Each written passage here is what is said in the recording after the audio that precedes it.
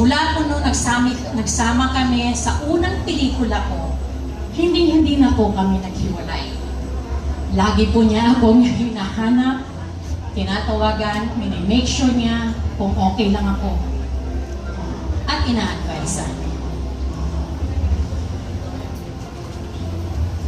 Hanggang sa naging ninang ko po siya sa kasal namin mag-asawa. Siya po talaga ang secret agent ko dito sa industry. Tandang-tanda po, lagi niyang sinasabi, Ibian, sa industriya natin, importante ang pagiging professional. Alam mo dapat ang karakter mo, nagagampanan mo at yakapin mo ito ng buong buo.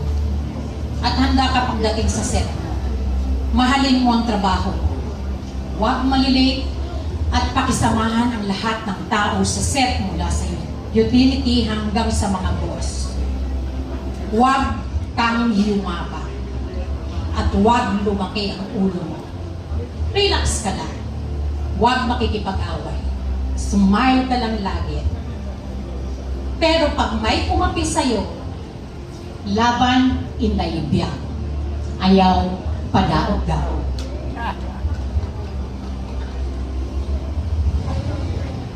Ngayong gabi, buong pagmamalaki na ginagawad ng PMPC Star Awards Incorporated ng ating Fernando Lifetime Achievement Award sa isang babae na ang buhay at karera ay patunay sa pagsinta at walang kupas na talento.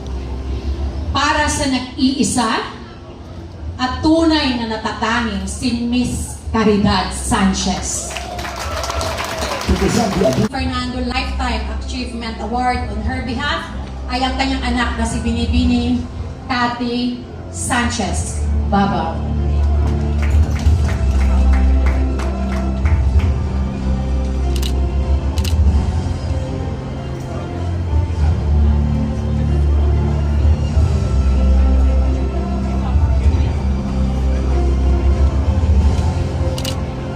Magandang gabi po sa inyong lahat.